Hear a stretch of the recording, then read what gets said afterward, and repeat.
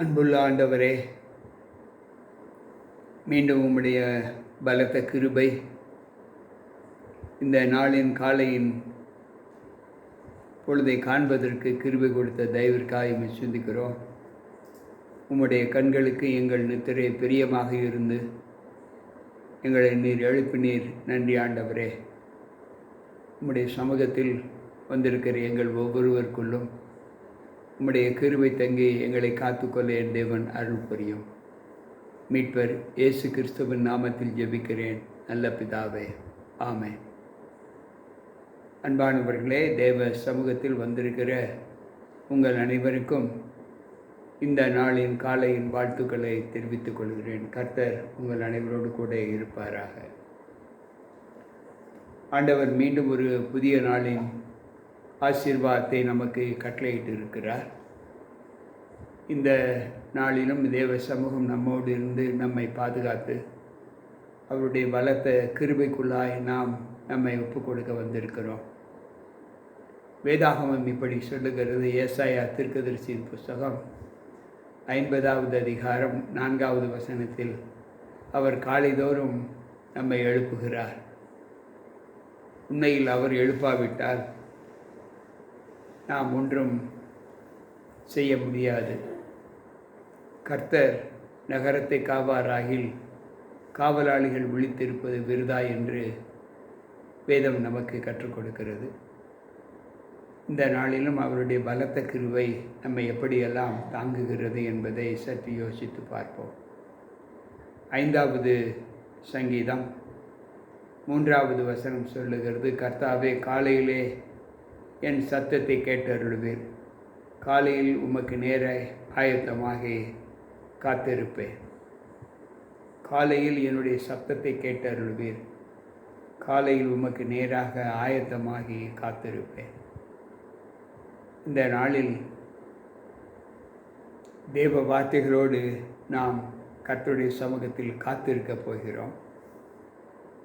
எப்படி காத்திருக்க வேண்டும் என்றால் 2வது சங்கீதம் 11வது வசனம் சொல்லுகிறது, பயத்துடனே கர்த்தரை சேவியுங்கள், நடுக்கத்துடனே அவர் சன்னதி முன் வாருங்கள். இந்த காலை வேளையில் வந்திருக்கிற நாம் தேவன் நம்மோடு பேசப் போகிறார். இந்த உலகத்தின் அதிபதி நம்மோடு பேசப் போகிறார். அவருடைய சத்தத்தை கேட்பதற்கு காலையிலேயே நாம் காத்திருக்க வேண்டும் என்று சொல்லுகிறார். மனிதருடைய சத்தத்தை கேட்பதற்கு எவ்வளவு நேரம் நாம் காத்திருக்கிறோம். ஆனால் உலகத்தை படைத்த தேவனுடைய சத்தத்தை கேட்பதற்கு நாம் ஆயத்தமாகி பயத்துடனே நடுக்கத்துடனே அவர் சந்நிதி முன் காத்திருக்க வேண்டும் என்று ஆண்டவர் சொல்லுகிறார். அன்பு பிள்ளைகளே, ஆண்டவர் நம்மை தெரிந்து கொள்வதனுடைய காரணம் என்னவென்றால் 4வது சங்கீதம் 3வது வசனம் சொல்லுகிறது, பக்தி உள்ளவர்களை கர்த்தர் தமக்காக தெரிந்து கொண்டார் என்று அறியுங்கள். நான் கர்த்தரை நோக்கி கூப்பிடுகையில் அவர் கேட்பார். ஆண்டவர் வந்திருக்கின்ற இன்றைக்கு உங்களையும் என்னையும் ஆண்டவர் தெரிந்து கொண்டிருந்த நோக்கம் என்னவென்றால், நாம் எல்லோரும் பக்தியுள்ளவர்கள் என்று ஆண்டவர் அறிந்திருக்கிறார். அன்பு பிள்ளைகளே, இன்றைக்கு இந்த காலை வேளையில் நாம் கூப்பிடுகிற சப்தத்திற்கு ஆண்டவர் செவி கொடுப்பேன் என்று வாக்கு கொடுக்கிறார். சற்று யோசிப்போம். மேலான நம்பிக்கைக்கு நம்மை பாத்திரவான்களாக ஆண்டவர் அர்ப்பணித்திருக்கிறார். இன்றைக்கு உலகத்தில் நித்திரைக்கு சென்ற பிள்ளைகள் எழுந்திருக்க முடியாத ஒரு சூழ்நிலையில் வாழ்ந்து கொண்டிருப்பதை நாம் பார்க்கிறோம். இந்த காலை வேளையில் எத்தனை அலறல் சத்தம் கேட்டுக்கொண்டிருக்கும். ஆனால் இன்றைக்கு நீங்கள் நான் உயிரோடு இருப்பது, அவர் நம்மை எழுப்பினது அவருடைய சத்தத்தை கேட்பதற்கு என்று வேதம் சொல்லுகிறது. 6வது சங்கீதம் 5வது வசனம் சொல்லுகிறது, மரணத்தில் உம்மை நினைவு கூறுவதில்லை, பாதாளத்தில் உம்மை துதிப்பவன் யார் என்று வேதம் சொல்லுகிறது. அன்பு பிள்ளைகளை, இன்றைக்கு நம்முடைய ஜீவிதத்திலே ஆண்டவருக்குள் நாம் படுகிற ஒவ்வொரு பிரயாசங்களையும் கர்த்தர் நமக்கு எப்படி நம்மை பலப்படுத்துகிறார் என்பதை யோசித்து பார்ப்போம். நம்மை ஆண்டவர் எப்படியெல்லாம் நம்மை நியாயம் தீர்க்கப் போகிறார் என்றால், தாவீது பாடுகிறார், 7வது சங்கீதம் 8வது வசனம், கர்த்தர் ஜனங்களுக்கு நியாயம் செய்வார். கர்த்தாவே, என் நீதியின்படியும் என்னிலுள்ள உண்மையின்படியும் எனக்கு நியாயம் செய்யும். இன்றைக்கு தேவ சமூகத்தில் வந்திருக்கிற நாம், தேவன் நமக்கு செய்யப்போகும் நீதி நியாயங்கள் நம்முடைய உண்மையின்படியும் நம்முடைய நியாயத்தின்படியும் இருக்கும் என்று இங்கு ஆண்டவர் சொல்லுகிறார்.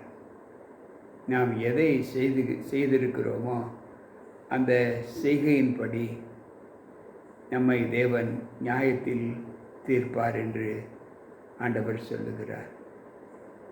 அன்பு பிள்ளைகளே, நம்முடைய ஜனனம் எப்படிப்பட்டது, நம்முடைய பிறப்பு எப்படிப்பட்டது என்றால், வேதம் சொல்லுகிறது, நீர் அவனை தேவதூதரிலும் சற்று சிறியவனாக்கினீர், மகிமையினாலும் கனத்தினாலும் அவனை முடிசூட்டினீர் என்று 8வது சங்கீதம் 5வது வசனம் சொல்லுகிறது.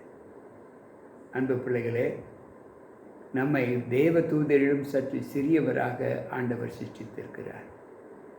எவ்வளவு பெரிய பிறப்பின் ஆசீர்வாதம், மகிமையை ஆண்டவர் நமக்கு கொடுத்திருக்கிறார். நம்மை தேவதூதரை காட்டிலும் கொஞ்சம் குறைய சிறியவர்களாக நம்மை உண்டாக்கி இருக்கிறார். அப்படிப்பட்ட பிறப்பில் பிறந்த நாம் தேவனுக்கு உகந்த ஒரு வாழ்க்கை வாழ்ந்து காண்பிக்க வேண்டும் என்று வேதம் சொல்லுகிறது. அடுத்து, அப்படிப்பட்ட நீங்களும் நானும் தேவனை தேடும்போது தேவ பலன் நமக்கு எப்படிப்பட்ட வல்லமை தருகிறது என்றால், கர்த்தாவே, உம்மை தேடுகிறவர்களை நீர் கைவிடுகிறது இல்லை, ஆதலால் உமது நாமத்தை அறிந்தவர்கள் உம்மை நம்பி இருப்பார்கள் என்று 9வது சங்கீதம் 10வது வசனம் சொல்லுகிறது. கர்த்தாவே, நீர் உம்மை நோக்கி கூப்பிடுகிறவர்களுக்கு நீர் பதில் கொடுக்கிற தேவன், அவர்களை கைவிட மாட்டீர், ஆதலால் உமது நாமத்தை அறிந்தவர்கள் உம்மீது நம்பிக்கை வைப்பார்கள். இவரிடத்தில் போனால் நம்முடைய மனபாரங்கள் நீங்கும், நம்முடைய தேவைகள் எல்லாம் பூர்த்தியாகும் என்று நம்புகிற பிள்ளைகளை உன் பக்கத்தில் நீர் சேர்த்து வைத்திருக்கிறீர். அன்பு பிள்ளைகளே, சற்று யோசிப்போம். நம்முடைய காலங்கள் தேவனுக்கு பயப்படுகிற பயத்தில் இருக்க வேண்டும். ஆனால் தேவனுக்கு யார் பயப்பட மாட்டார்கள் என்றால், ஆண்டவர் சொல்லுகிறார் 10வது சங்கீதம் 4வது வசனத்திலே, துன்மார்க்கன் தன் கர்வத்தில் தேவனை தேடா, அவன் நினைவுகள் எல்லாம் தேவன் இல்லை என்பதே என்று இங்கு சங்கீதக்காரர் பாடுகிறார். அன்பு பிள்ளைகளே, துன்மார்க்கன் தன் கர்வத்தில் தேவனை தேடா, அவன் நினைவுகள் எல்லாம் தேவன் இல்லை என்பதே.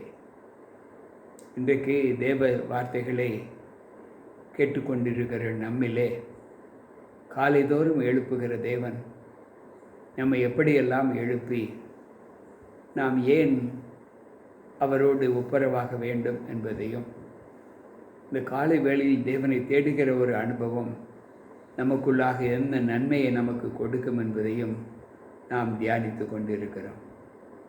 அன்பு பிள்ளைகளே, ஆண்டவர் சொல்லுகிற வார்த்தை, கர்த்தர் நீதிமானை சோதிக்கிறார், துன்மார்க்கனையும் கொடுமையுள்ளவன் பிரியப்படுகிறவனையும் அவருடைய உள்ளம் வெறுக்கிறது என்று 11வது சங்கீதம் 5வது வசனம் சொல்லுகிறது. கர்த்தர் நீதிமானை சோதித்து அறிகிறார், துன்மார்க்கனையும் கொடுமையில் பெருமையுள்ளவனையும் கர்த்தருடைய உள்ளம் வெறுக்கிறது என்று சொல்லுகிறார். இன்றைக்கு எழுப்புகிற அந்த பிள்ளைகளின் கூட்டத்திலே நல்லவர்களும் எழுந்திருக்கிறார்கள், துன்மார்க்கர்களும் எழுந்திருக்கிறார்கள். ஆனால் எழுப்பின தேவன் தம்மை நோக்கி கூப்பிடுவதற்கு யாரை தெரிந்து கொண்டார் என்றால், அவர் யாரில் பிரியமாய் இருக்கிறாரோ அவர்களை தெரிந்து கொண்டார். அவர்கள்தான் ஆண்டவரை தேடுகிற அனுபவத்தோடு, பயத்தோடும் நடுக்கத்தோடும் தெரிந்து கொள்ள வேண்டும்.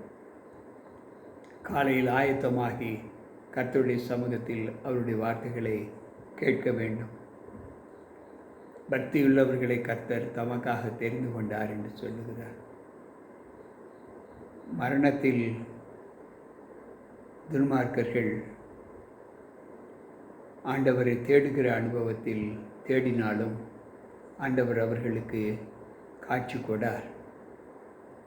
இன்றைக்கு நம்முடைய வாழ்க்கையில் இந்த காலை வேளையில் நாம் தேவனை தேடுகிற அனுபவத்திலே எப்படிப்பட்ட பிள்ளைகளாக நாம் இருக்க வேண்டும் என்பதை வேதம் நமக்கு கற்றுக் கொடுக்கிறது. அதிலும் அவர் சிறுமைப்பட்டவர்களுக்கு கர்த்தர் அடைக்கலமாய் இருக்கிறார் என்று சொல்லி நீங்கள் அவனுடைய ஆலோசனைகளை அலட்சியம் பண்ணினீர்கள். இதில் சில மனப்பக்குவம் உள்ள மக்கள் இருப்பதை நாம் பார்க்கிறோம். ஆண்டவர் யார் மீது இரக்கம் காட்டுகிறாரோ அப்படிப்பட்டவர்கள் மீது துன்மார்க்கர்கள் பொறாமை கொள்வார்கள். இது சகஜம். இது மனித வாழ்க்கையிலும் நாம் பார்க்கலாம். அந்த அனுபவத்திலே தேவனை சார்ந்து ஜீவிக்கிற பிள்ளைகளுக்கு எப்படிப்பட்ட அனுகூலங்கள் வந்தாலும் ஆண்டவர் அந்த அனுகூலத்திலிருந்து அந்த பிள்ளைகளுக்கு நல்ல பலன் அளிப்பேன் என்று வாக்கு கொடுக்கிறார். துன்மார்க்கருடைய சப்தத்திற்கு நான் செவி கொடுக்க மாட்டேன் என்று சொல்லுகிறார். என்னில் பிரியமாய் இருக்கிற பிள்ளைகள் கூப்பிடும்போது நான் அவர்களுக்கு செவி கொடுத்து அவர்களுடைய இருதயத்தின் நினைவுகளை நான் அறிந்து அவர் மன விருப்பத்தின்படி நமக்கு கொடுப்பேன் என்று வாக்கு கொடுக்கிற அந்த வார்த்தைகளை ஆண்டவர் நமக்கு உறுதி செய்கிறார். அவர் உன் மன விருப்பத்தின்படி உனக்கு தந்தருளி உன் ஆலோசனைகளை எல்லாம் நிறைவேற்றுவேன் என்று 20வது சங்கீதம் 4வது வசனத்திலே அவர் சொல்லி இருக்கிறார். அன்பு பிள்ளைகளே, சற்று தேவ சமூகத்தில் நாம் காலையில் எழுந்து அவரோடு எப்படியெல்லாம் ஒப்புரவாக வேண்டும் என்று இந்த காலை வேளையில் நமக்கு கற்றுக் கொடுக்கிறார். இந்த நாளின் துவக்கம் நம்மை தேவ சமூகத்தில் எப்படியெல்லாம் தேற்றுகிறது என்பதை யோசித்து பார்ப்போம். இன்றைக்கு நம்முடைய பயணங்கள் ஆசீர்வதிக்கப்பட வேண்டுமா? இன்றைக்கு நம்முடைய மன விண்ணப்பங்கள் தேவ சமூகத்தில் ஏறெடுக்கப்பட வேண்டுமா? அப்படி ஏறெடுக்கப்படுகிற அந்த விண்ணப்பங்களுக்கு நம்மை வழிநடத்துகிற தேவன் நமக்கு உடன் பதில் கொடுப்பாரா என்றால் வேதம் சொல்லுகிறது, நிச்சயமாக கொடுப்பார். நிச்சயமாக கொடுப்பார். உன் நம்பிக்கை வீண் போகாது, நிச்சயமாகவே முடிவு உண்டு என்று சொல்லுகிறார். நீதிமொழிகள் 23:17-18. அன்பு பிள்ளைகளே, இந்த காலை வேளையில் நமக்கு கிடைக்கிற ஆசீர்வாதம் என்ன? காக்கைக்கும் குருவிக்கும் போஷிக்கிற தேவன், அவர் சாயலாக சிருஷ்டிக்கப்பட்ட நல்லவர்களுக்கு ஆண்டவர் தன்னுடைய பலனை நிச்சயமாக கொடாமல் இருக்க மாட்டேன் என்று வாக்கு கொடுக்கிறார். இந்த காலை வேளையில் நாம் கேட்டுக்கொண்டிருக்கிற இந்த வாக்குறுதிகள் நம்மை தேவ சமூகத்தில் எப்படியெல்லாம் நம்மை நிலைப்படுத்துகிறது என்பதை நாம் சற்று யோசிக்க வேண்டும். தேவனை தேடுகிற உணர்வுள்ள மனுஷன் உண்டோ என்று பார்க்க தேவன் பரலோகத்திலிருந்து மனுபுத்திரரை கண்ணோக்கினார். 14வது சங்கீதம் 2வது வசனம் சொல்லுகிறது, தேவனை தேடுகிற உணர்வுள்ள ஒரு மனிதன். இன்றைக்கு பூலோகத்திலே ஆண்டவர் அப்படிப்பட்ட மனிதனைத்தான் தேடுகிறார். அப்படிப்பட்ட மனிதனை தேடி கண்டுபிடித்து அந்த மனுக்கூட்டத்தை தம்முடைய கூட்டத்தோடு இணைக்க ஆண்டவர் விருப்பப்படுகிறார். கேட்டுக்கொண்டிருக்கிற அன்பான தேவ பிள்ளையே, இந்த காலை வேளையில் எழும்பின நீங்களும் நானும் தேவன் தேடுகிற மனிதர்களாக நம்மை ஒப்புக் கொடுப்போமா? தேவன் விரும்புகிற மனித வாழ்க்கையை நாம் வாழ்ந்து காண்பிப்போமா? இந்த காலையின் துவக்கம் நமக்கு எவ்வளவு பெரிய பலமுள்ளதாக இருக்கிறது என்பதை இந்த பகல் முழுவதும் நாம் வாழ்ந்து காண்பிக்கக்கூடிய ஒரு வாழ்க்கையின் தருணம்தான் நாம் தேவனுடைய பிள்ளைகள் என்பதை நமக்கு நிரூபித்து காண்பிக்கிறது. அந்த நிரூபணத்திலே நாம் இந்த பகல் முழுவதும் தேவனோடு ஒப்புரவாகி அவருக்கு பிரியமான ஒரு வாழ்க்கை வாழ்ந்து காண்பித்தார். ஆண்டவர் சொல்லுகிறார், உன் முடிவு உனக்கு கிடைக்கும், உன் நம்பிக்கை வீண் போகாது என்று சொல்லுகிறார்.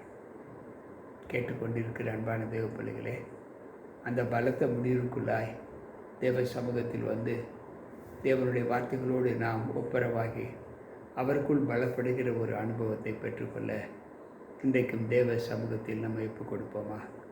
வாருங்கள் ஜெபிப்போம். அன்பு ஆண்டவரே, இந்த நல்ல நித்திரையிலிருந்து எங்களுக்கு நல்ல இளைப்பாறுதலை கொடுத்து மீண்டும் ஒரு புதிய நாளின் ஆசீர்வாதத்தை காண்பதற்கு என் தேவன் கிருபை கொடுத்தீர்.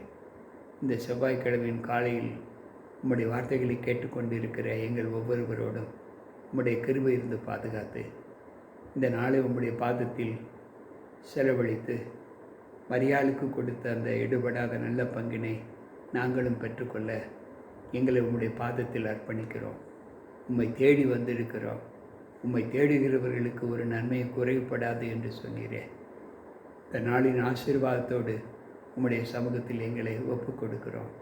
அந்த ஆசீர்வாதத்தை எங்களுக்கு தாரும். ஆவியானவரே, கேளுங்கள் உங்களுக்கு கொடுக்கப்படும் என்று சொன்னீரே.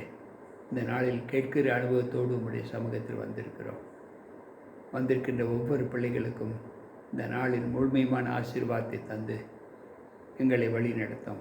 மீட்பர் இயேசு கிறிஸ்துவின் நாமத்தில் ஜெபிக்கிறேன் நல்ல பிதாவே, ஆமென்.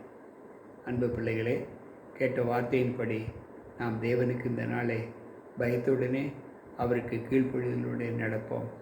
அவர் அருகாமையிலே நம்மை எப்பொழுதும் நிற்கத்தக்கதாக நம்மை ஒப்புக் கொடுப்போம். கர்த்தர் நம்மோடு இருப்பாராக. மீண்டும் நாளை சந்திப்போம். உங்கள் போதகர் ஜி.கே. ராபர்ட். ஆமென்.